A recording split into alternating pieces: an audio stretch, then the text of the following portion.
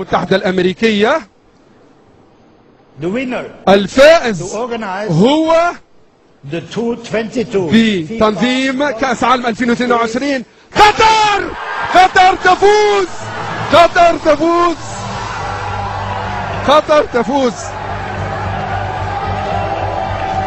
تفوز.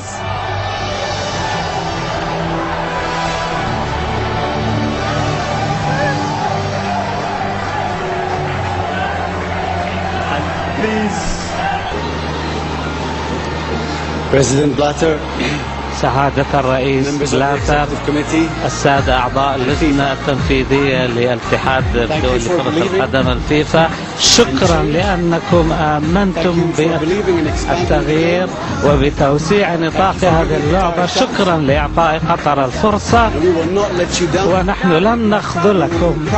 ستكونون فخورين بنا وبالشرق الأوسط، وأنا أعدكم كل هذا.